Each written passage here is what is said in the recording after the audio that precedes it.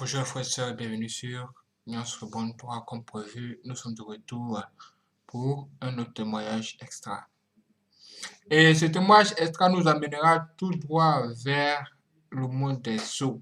Oui, le monde des sirènes. Une personne va nous dire que le Seigneur Jésus-Christ l'a transporté jusqu'à là-bas et elle a vu des choses graves qu'elle a besoin de nous raconter ici. Et nous allons l'écouter. C'est parti.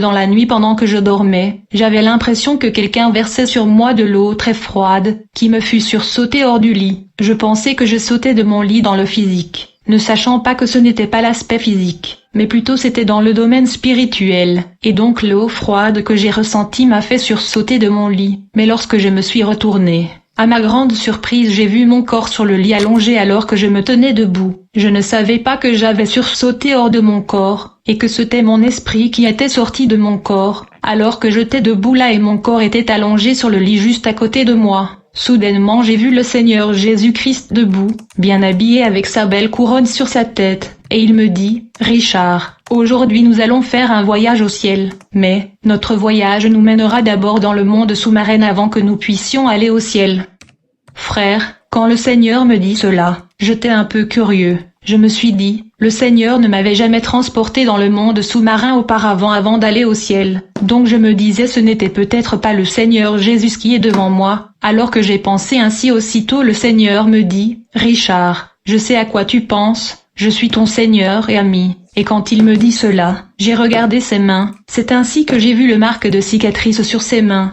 Ainsi j'étais convaincu que j'étais devant le Seigneur Jésus. En fin de compte, j'ai accepté de le suivre. Le Seigneur m'a tenu la main et nous avons commencé à monter. Alors qu'on se mouvait, nous avancions à un rythme très rapide. Et nous avons parcouru l'espace jusqu'à ce que nous sommes arrivés au-dessus de la mer. En fait, la mer était tout bleue. Quand nous sommes arrivés devant cette mer, le Seigneur m'a tenu par la main et nous avons commencé à marcher sur la mer. Et comme nous allions plus loin, on descendait graduellement dans le profondeur de la mer. Alors qu'on descendait de plus en plus dans le profondeur, nous sommes enfin arrivés au fond de la mer. Et soudainement nous avons vu un paysage, un terrain sec sous la mer. Frères et sœurs, malgré le fait que nous étions sous la mer, cependant nous n'étions pas mouillés par l'eau. Jésus n'était pas mouillé et moi non plus, alors qu'on observait le paysage et des terrains secs sous la mer. J'ai vu des plantes et arbres, ensuite j'ai vu des montagnes et des collines à l'horizon et beaucoup d'autres choses. Et quand nous avons avancé un peu plus bas, tout de suite j'ai vu des gens dans cet endroit sous la mer. Mais quand j'ai regardé attentivement, j'ai remarqué que ces gens étaient moitié humains, moitié poissons. Ainsi, leurs parties inférieures étaient des poissons, mais leurs parties supérieures étaient humains. J'ai observé qu'ils étaient rangés en deux lignes, et ils protégeaient la porte de ce métropole sous la mer. Aussitôt qu'ils ont vu le Seigneur Jésus, ces entités qui avaient la queue des poissons ont commencé à courir pour se sauver. C'était la débandade. Quand ils ont pris fuite, j'ai constaté qu'ils couraient à une vitesse prodigieuse. Ils étaient vraiment très rapides. Tout le monde voulait s'évader pour se sauver. C'était sauve qui peut. Ils ont tous couru et ont fait irruption dans l'enclos de la ville pour se sauver. J'observais et j'avais remarqué qu'il y avait agitation dans toute la ville, car tout le monde luttait et tentait s'échapper pour se sauver. J'ai également observé qu'il y avait un tremor et tremblement de terre alors que toute la population était en état de panique. Et alors qu'il y avait tumulte, de la turbulence et du chaos dans cette ville sous-marin, le Seigneur Jésus parla et dit à la population, que la paix perdure. Tout à coup, la paix retourna dans la ville et tous les environs. Il eut un calme remarquable. En effet, il y avait véritablement un secousse et un tremblement de terre dans ce métropole. La terre était secouée en raison de la panique généralisée dans cette civilisation sous la mer. Mais dès que Jésus déclara la paix, immédiatement il y avait le calme. Et puis Jésus leur dit, « Je ne suis pas venu pour vous juger, je suis pas non plus venu pour vous condamner, autant plus que votre temps n'était pas encore arrivé, mais je suis venu dans un autre but. » Par conséquent, ils sont tous devenus silencieux. La population se calma. Et puis j'ai observé comment la circulation et la vie reprenaient dans le monde mystérieux. Bien-aimés, nous vivons au temps de la fin, et le jugement dernier est plus près de nous qu'avant. C'est pour cette raison que ces esprits du monde des eaux étaient en panique généralisée. À vrai dire, ils attendent d'être jugés et jetés dans les temps de feu et du soufre avec leur maître Lucifer. Ils savent que d'un moment à l'autre, la trompette va sonner, et ils seront jugés et punis. Mais en attendant l'arrivée du jour du jugement, ils sont actifs dans le mal, étant donné que le feu éternel est leur sort. Ils n'ont donc pas de perspective d'avenir. Ils ont devant eux le feu éternel, tandis que moi et toi, nous avons des options et des perspectives devant nous. La Bible dit, « Je prends aujourd'hui à témoin contre vous le ciel et la terre. J'ai mis devant toi la vie et la mort, la bénédiction et la malédiction. Choisis la vie, afin que tu vives, toi et ta postérité. » En revanche, ces esprits dans le monde de Satan n'ont pas ces options du salut devant eux. Ils vont brûler dans le feu éternel. Partant de ce fait, ils travaillent pour entraîner toute l'humanité avec eux dans le feu éternel. Mais Jésus leur a fait savoir ce n'était pas encore leur temps. En raison de ceci, la panique qui avait submergé cette ville sous la mer donna place à la paix. Ensuite le Seigneur m'a tenu la main, et nous sommes entrés dans cette métropole urbaine dans la mer. Quand nous sommes entrés, j'ai vu une route qui était bien goudronnée. Quand nous sommes allés plus loin dans cette rue, nous avons vu une autre route. Quand nous sommes entrés dans cette route-là, le Seigneur me dit, cette route mène à la surface de la terre. Quand nous sommes arrivés à ce point, j'ai vu beaucoup de voitures. En fait, les voitures que j'ai vues ici sont également sur cette terre. Le Seigneur m'a alors amené à un autre point dans la partie industrielle de la ville. Nous sommes entrés dans un endroit rempli de machines. En fait, j'ai vu beaucoup de machines qui étaient trop bien installées, mais juste à côté des machines, j'ai vu quelque d'étrange. En fait, j'ai vu des corps des êtres humains, des corps des hommes morts étaient là près de ces machines. Il me semblait que ces victimes étaient mortes des noyades dans la mer, car ils semblaient si pâles. J'avais l'impression que ce corps humain sans vie n'avait pas de sang. On pouvait voir qu'ils étaient vidés de leur sang, ils étaient pâles, et ils étaient entassés comme des sardines. Ce que j'ai vu est ceci. Ces corps pâles sans vie étaient traités et faits passer dans des machines d'un point à un autre, jusqu'à ce qu'ils soient complètement écrasés. Il y avait des machines qui le broyaient et les transformaient en quelque chose comme de l'huile. Au dernier point de ce processus de transformation, il y avait comme un ustensile de collecte, qui recueillait le produit fini. J'ai vu ces corps qui avaient subi de transformation jusqu'à devenir de l'huile, et étaient recueillis dans cet ustensile en forme de calebasse. J'ai vu des ouvriers et des hommes à queue des poissons prendre de l'huile recueillie par ces ustensiles, puis j'ai vu qu'ils ajoutaient quelque chose de brillant à l'intérieur de cette huile contenue dans l'ustensile. J'ai demandé au Seigneur, qu'est-ce que c'est?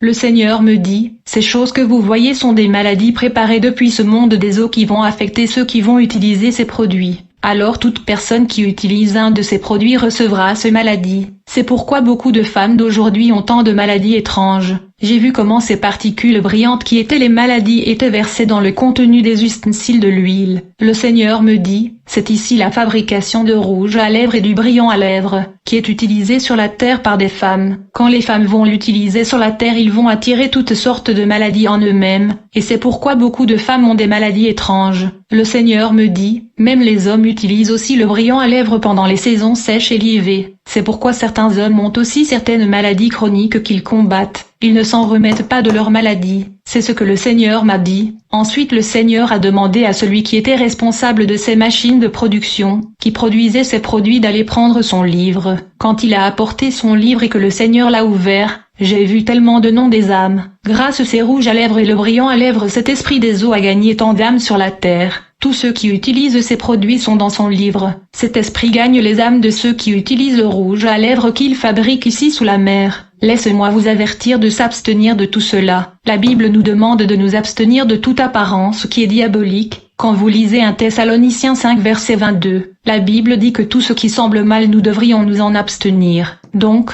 c'est mon conseil pour vous. Abstenez-vous de tout cela parce qu'ils sont mauvais. Attachons-nous à Dieu. Servons le Christ en toute fidélité. Alors quand il viendra, nous pourrons entrer au ciel avec lui.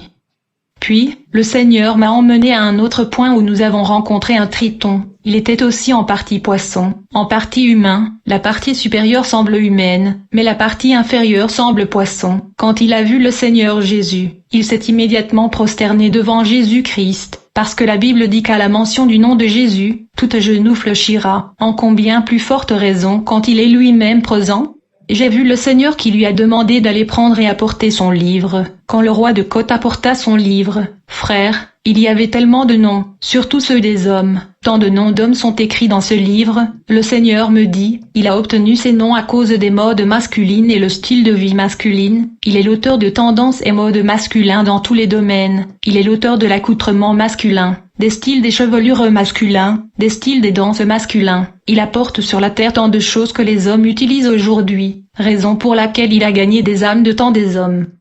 Frère, Le Seigneur m'a fait comprendre que ce roi de côte de l'océan Atlantique est celui qui est responsable de beaucoup de modes et tendances que beaucoup d'hommes utilisent sur cette terre. Certaines des choses que les seigneurs a mentionnées incluent ce style de coupe de chevelure drôle. Il a tellement de noms que certains l'appellent un mulet, la crête iroquoise. La mohawk est un style de coiffure attribué par la légende aux Mohicans et aux tribus Mohawk, popularisé par le mouvement punk, dont elle est la coiffure emblématique. Elle consiste à avoir les deux côtés de la tête rasés ou coupés à ras, et les chevelures restant longs et généralement dressées au milieu. Jésus me dit que ce style vient du roi de côte. Il y a aussi ce style de cheveux où les gens font des zigzags dans leur chevelure. Ils font tant de dessins dans leur chevelure. Ils pulvérisent des parties de leur chevelure. Jésus dit, tout ceci vient de ce triton qui est le roi de côte. Jésus dit, même le style et le tendance où les hommes tressent leur chevelure. De nos jours même dans les églises les hommes tressent leurs cheveux, et ils mettent des boucles oreilles. Il m'avertit que tout ce tendance et mode vient tout droit de ce triton qui est le roi de côte. Et même la tendance dans laquelle les hommes étirent leurs cheveux, il me dit que tout ce style de vie masculin lui appartient. Donc, ceux qui sont dans de tels styles, modes et tendances de vie, ont leur nom écrit dans le livre du roi de côte. Jésus dit, les hommes qui ont perforé et percé leur oreille ont leur nom écrit dans le livre du roi de côte. Leurs âmes lui appartiennent. Il y a également des hommes qui mettent des boucles d'oreilles. Ils sont également gagnés par cet esprit sous-marin à cause de ce style de vie qui lui appartient.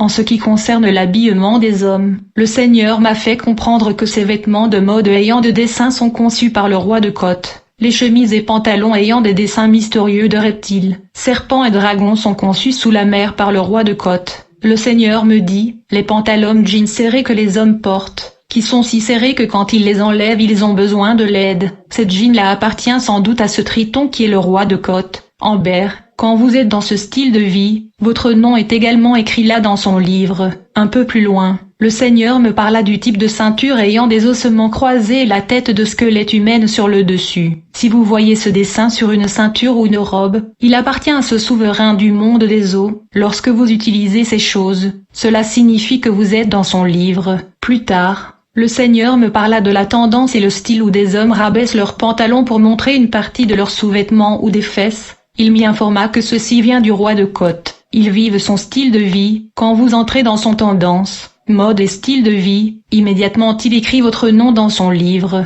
Donc tous ces styles, tendances et modes de vie que les hommes adoptent sans le savoir vient du roi de côte, qui en retour inscrit leur nom dans son livre. Il faut donc s'abstenir de ces tendances et modes. En effet, une fois que vous adoptez et assimilez ces tendances et styles de vie, vous appartenez au roi de côte, qui va écrire votre nom dans son livre. Ceci veut dire qu'il a gagné votre âme, peu importe votre statut dans l'Église sur cette terre, vous combattez une bataille perdue. Donnez simplement votre vie au Christ et abstenez-vous de ce mode de vie mondain. À vrai dire, la guerre entre le royaume de Dieu et le monde de Satan tourne autour des âmes des hommes. Dans cette guerre Dieu veut gagner votre âme, mais Satan également travaille pour gagner votre âme. J'aimerais que nous parlions de ce que le Seigneur a dit concernant les danses. Il y a différents types de danses que nous voyons en ce moment dans l'Église, et la musique gospel populaire que nous connaissons. Il y a beaucoup de danses qui appartiennent à l'ennemi. Nous devons nous abstenir de cela. Frères, ce que je dis c'est que les choses de Dieu sont simples et si doux. En fait, Dieu a donné aux hommes la sagesse d'être créatifs pour produire certaines choses qui sont bonnes pour l'humanité. Mais le diable a aussi produit des contrefaçons. Mais quand vous voyez les choses de Dieu, vous le saurez parce qu'elles sont toujours si simples et gentilles. Je veux donc que vous sortiez de ce style de vie de ce roi qui est le souverain dans l'océan, afin que vous soyez simples comme Dieu est si simple. Vivez une vie bonne et une vie de justice qui nous permettra à tous d'entrer au ciel. Le Seigneur m'a alors emmené dans un autre endroit où j'ai vu une personnalité remarquable dans ce monde sous l'eau. Elle semblait féminine. En fait, lorsque j'ai regardé cette personne, c'est comme si elle était un ange. Elle avait la composition angélique. Par ailleurs, elle était la seule entité dans ce monde des eaux qui avait la partie inférieure de l'humain. Elle était la seule qui avait des jambes. En effet, la majeure partie de la population de ces mondes ont la queue de poisson, mais celle-ci avait des jambes. Cette personnalité était seule dans son contrée. Il n'y avait personne avec elle, et aussitôt que nous sommes arrivés vers elle, ses serviteurs sont tombés prosternés devant Jésus-Christ. Le Seigneur leur a demandé d'aller prendre et apporter leurs livres. Quand ils ont apporté leurs livres, le Seigneur les a ouverts. Nous avons vu que le livre de cet ange de l'obscurité contenait beaucoup de noms de gens qu'elle avait gagnés sur la terre. En fait, j'ai vu que beaucoup de noms en sont écrits dans ce livre. En gros, ce que le Seigneur m'a dit concernant le travail de cette personne angélique qui semble être sérieux est ceci: le Seigneur m'a fait comprendre que c'est cette personne diabolique sous la mer, et celle qui est l'auteur du lesbianisme et de l'homosexualité à la surface de la terre, celui qui est à la base de la dépravation et les pratiques sexuelles contre nature, telles que les hommes qui dorment avec les hommes, les femmes qui dorment avec les femmes. Il est l'auteur de pratiques sexuelles, telles que les hommes qui dorment avec les bêtes et des animaux. Cette entité angélique est celle qui prolifère et provoque la masturbation. Il est celui qui pousse les femmes à se doiter. Toutes ces pratiques sexuelles sont l'œuvre de cette personne diabolique sous la mer. Le Seigneur m'a encore dit, si vous avez bien observé le style et mode de vie des hommes et des femmes d'aujourd'hui, vous remarquerez qu'il n'y a pas de honte. Ainsi donc, certaines personnes ont des rapports sexuels même dans le place publique. Ils n'ont pas honte du tout. Cet esprit est responsable de ce mode de vie sur la terre. Elle a enlevé la honte, la pudeur et la décence à la surface de la terre. Il a enlevé la timidité et les gens sont heureux d'avoir des rapports sexuels, même dans le lieu public, et ils sont même filmés. C'est les œuvres de cet esprit.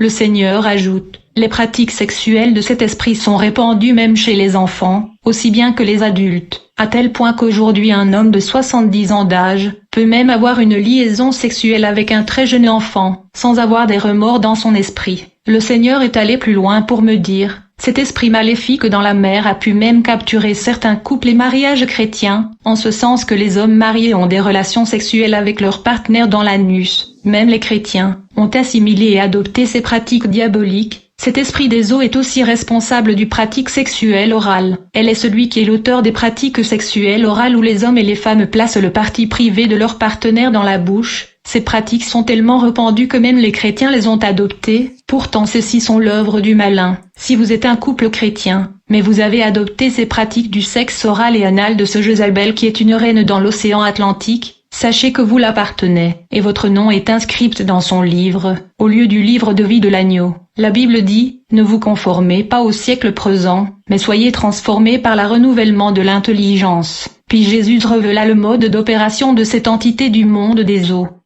Jésus me dit, cet esprit que vous voyez, se multiplie par 21 000 copies, puis il monte à la surface de la terre avec ses doubles. Il atterrit dans diverses parties du monde pour posséder et influencer les hommes de par le monde, et chaque fois que cet esprit se multiplie par 21 000 et atterrit sur la terre, il entre dans le corps de gens pour habiter dans leur corps, pour les influencer dans les actes sexuels dont nous avons mentionné. Quiconque aura la porte de sa vie ouverte sera habité par cet esprit, et il va commettre des actes sexuels dont nous parlons. Il y a tellement de pratiques sexuelles pervers et contre nature que nous observons sur cette terre, que même les chrétiens assimilent. Et pourtant cet esprit des eaux sous la mer est l'auteur de cela. Aujourd'hui il y a des pasteurs qui prétendent que la masturbation n'est pas un péché. Alors vous devez faire attention à ce genre de pasteurs, car la masturbation, le sexe oral et le sexe anal sont des pratiques perverses et contre nature proliférées par les esprits des eaux. Certains pasteurs disent que quand une femme se touche dans sa partie privée pour se satisfaire, cela n'est pas mauvais. Mais ce genre de pratiques doivent être évitées par les enfants de Dieu au risque de mettre en danger leur salut, dont nous devons faire attention à ces choses.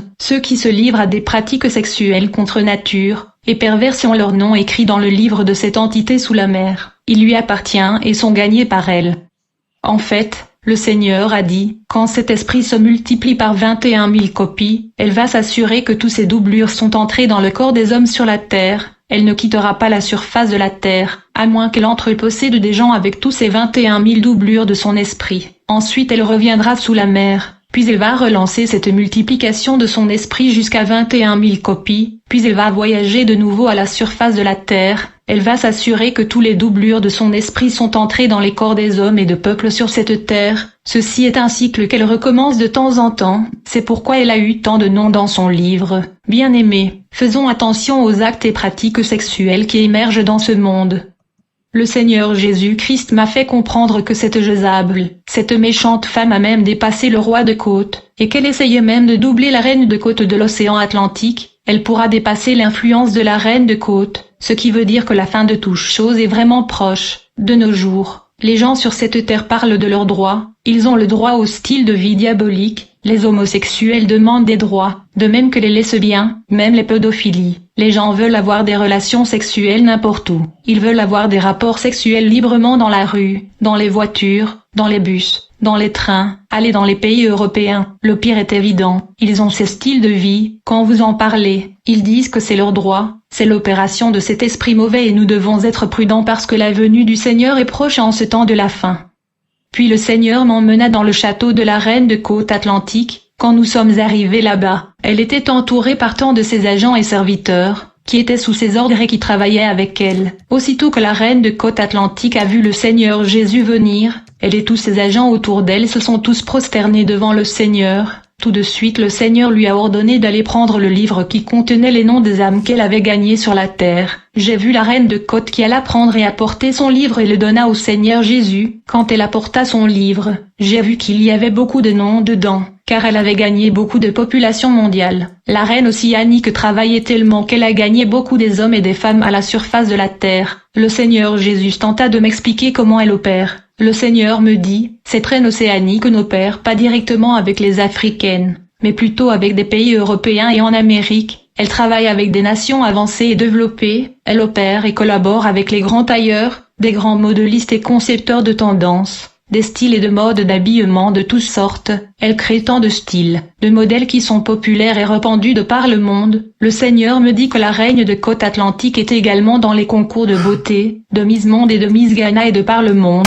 Et peu importe où ce concours de beauté et Miss Pageant se tient, elle y va personnellement. Ainsi donc, la mode, le style et tendance de la reine de Côte arrivent d'abord en Europe et Amérique puis elles sont envoyées en Afrique. Comme je l'ai déjà dit, elle n'opère pas normalement en Afrique. Elle opère dans les nations avancées en Europe, en Amérique et dans d'autres nations avancées. Elle opère en Afrique à travers ses agents quand elle apporte ces choses là-bas à travers les agents. Il nous l'amène aussi ici. Ensuite le Seigneur Jésus me montra beaucoup des femmes et des hommes à la surface de la terre qui étaient des esprits et des sirènes envoyés par la reine de Côte. Et donc il y a des hommes et des femmes sur la terre qui sont à vrai dire des esprits du monde des eaux. Ils viennent des océans et des mers, de la part de la reine de la Côte. Avec des missions de destruction, les coureurs de jupons qui vont coucher avec ces sirènes tomberont victimes. Il y a donc des hommes attrayants et des belles femmes, vivant à la surface de la terre qui sont venus tout droit du monde océanique sous l'eau. Ce sont des esprits des eaux, envoyés avec des missions.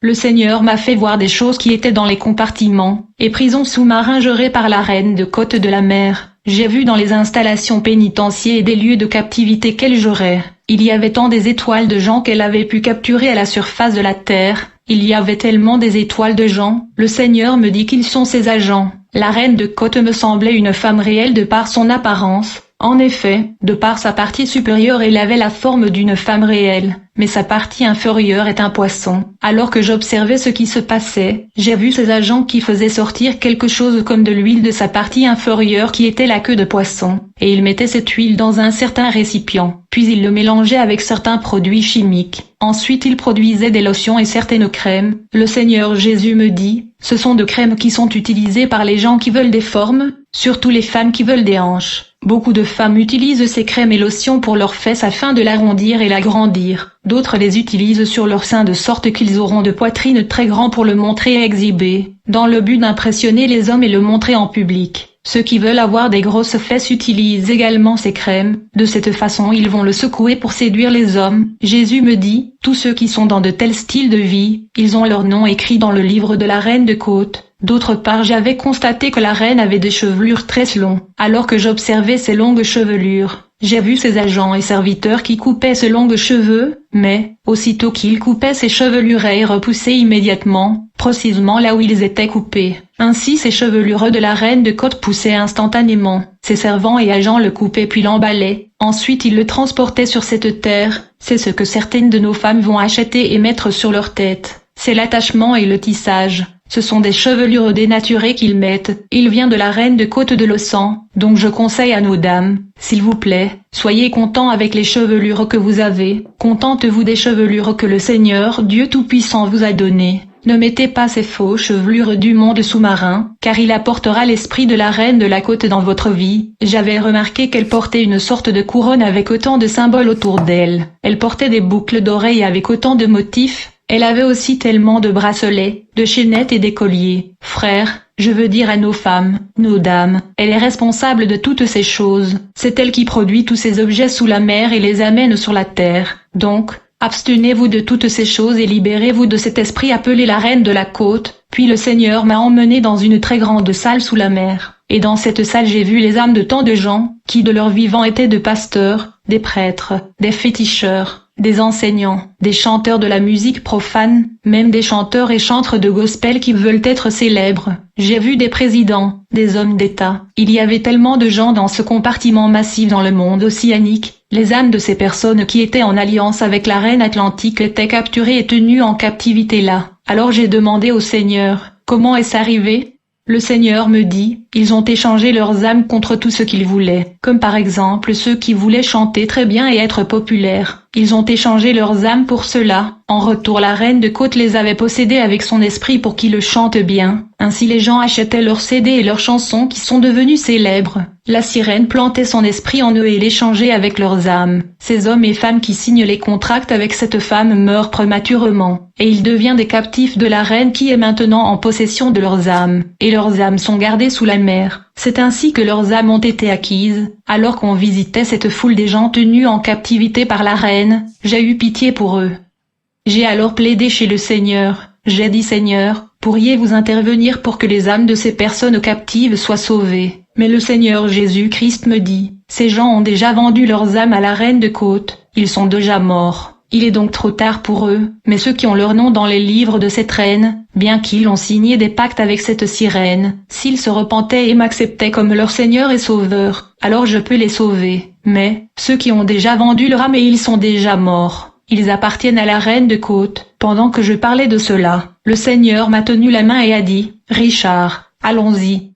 Nous sommes arrivés à un endroit où j'ai vu des dessins et des modèles de voitures. Certains sont sur cette terre et certains ne sont pas encore sur cette terre. Plus tard le Seigneur m'a emmené dans un endroit qui était industriel, où les voitures étaient fabriquées. Une fois que nous sommes arrivés au quartier industriel où étaient fabriquées ces voitures, le Seigneur me dit, certaines personnes ont échangé leurs âmes contre ces voitures, et d'autres ont leur nom écrit dans le livre de l'Alliance des esprits qui fabriquent ces voitures. Il y a des gens qui ont vendu leur âme à cause de ces voitures, alors qu'on observait la fabrication de ces voitures. Dès que j'ai regardé un peu plus loin, j'ai vu un homme bien bâti. Il était très beau, mais sa partie inférieure était poisson. Sa partie supérieure était humaine. Il était un homme. Le Seigneur lui a appelé. Dès qu'il est venu, le Seigneur lui a ordonné d'apporter son livre d'alliance. Aussitôt il a commencé à ramper sur le sol. Il est allé prendre et a apporté son livre. Une fois que le Seigneur a ouvert son livre, à mon étonnement il y avait beaucoup de noms écrits dans son livre. Beaucoup de noms. Le Seigneur me dit, ce sont les noms de ceux qui ont allé jusqu'entrer en accord avec cet être pour des diverses voitures que vous voyez. Il y a des gens qui sont attachés à des voitures. Mais des voitures fabriquées ici par cet homme à moitié poisson, qui sont populaires sur la terre. Leurs noms sont écrits dans ce livre.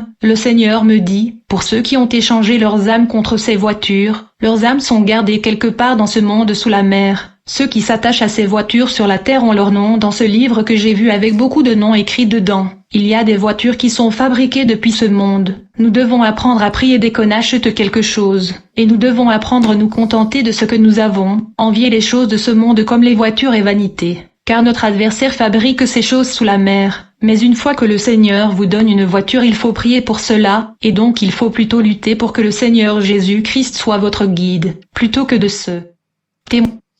En conclusion, ou encore, qu'est-ce qu'on retient? On retient que la plupart des choses que nous voyons dans ce monde viennent du monde des eaux. Oui, le monde des sirènes. Il y a des pratiques sexuelles qu'il faut abandonner, comme la fellation, la masturbation. Celui qui se masturbe est comme un PD.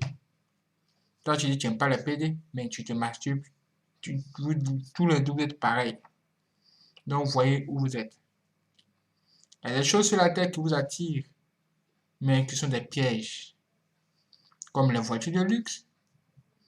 Ne vendez jamais votre âme au diable juste parce que vous voulez avoir des voitures très chères pour impressionner vos amis ou les gens. Les make-up, les rouges à lèvres, les produits de beauté, souvent même les parfums, les pommades. Toutes ces choses déjà à la base sont un grand danger pour notre santé. Nous respirons, nous avons des pores, oui, des pores. Et ça affecte notre santé, à plus forte raison, notre état d'âme. Déjà, au niveau de la santé, il y a des maladies nouvelles qui se présentent.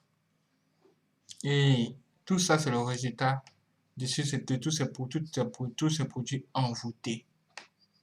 Vraiment, ce témoignage est un grand témoignage. Moi, quand j'écoute ça, je me dis, il faut que je fasse attention. Je ne suis pas parfait.